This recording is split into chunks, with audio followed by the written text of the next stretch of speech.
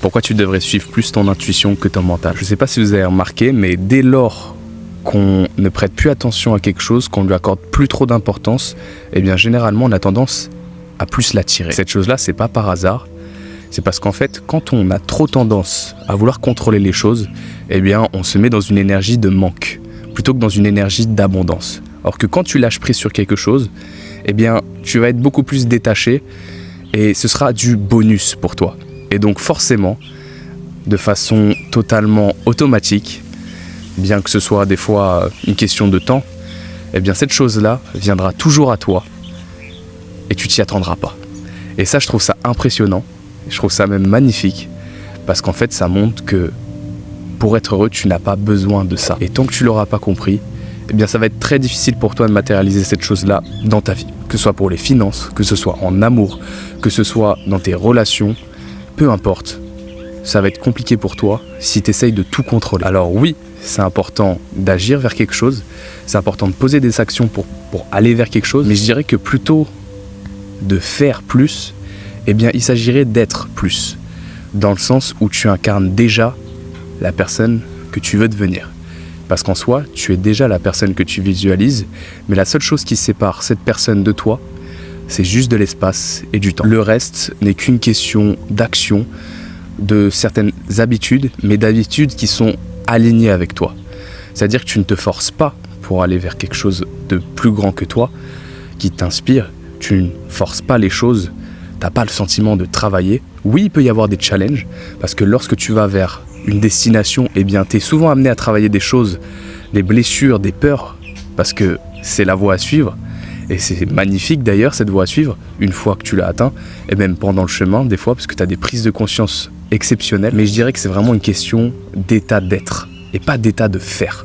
Dans le sens où, dès lors que tu te poses cette question, qu'est-ce que ferait la personne? Qu'est-ce que penserait?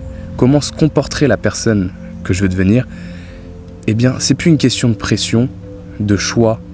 Enfin, si, c'est une question de choix, mais plutôt uniquement d'action. C'est plus une question uniquement d'action, c'est aussi une question d'incarnation.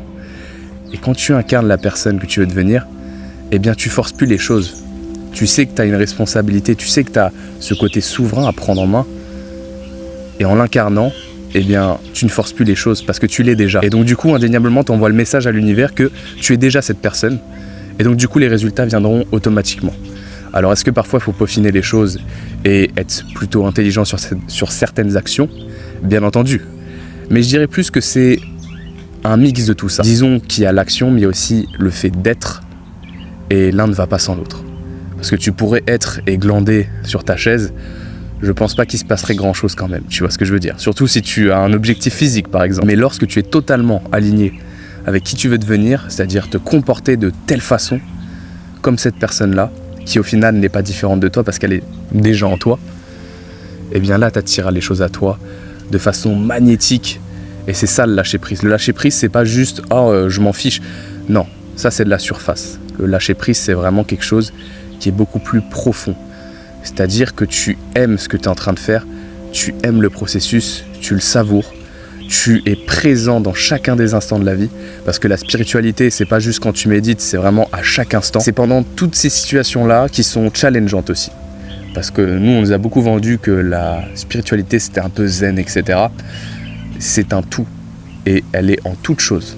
C'est la vie elle-même. Plus tu seras présent dans chacune des situations, dans ce que tu fais, dans ce que tu ressens, que ce soit agréable ou non, moins tu mentaliseras les choses. Et moins tu mentaliseras les choses, plus l'intuition sera forte. Et plus tu suivras ton intuition, moins tu seras dans le manque. Parce que l'intuition est totalement liée au cœur. Et le cœur, c'est l'alignement. Donc plus tu es aligné, et plus tu incarnes. Plus tu incarnes, plus tu attires. Dis-moi en commentaire si cette façon de faire, ou plutôt cette façon d'être, te parle. Et moi, je serais curieux de savoir si à un moment donné, tu as lâché prise et tu as tiré totalement la chose que tu voulais. Je serais curieux de savoir ça.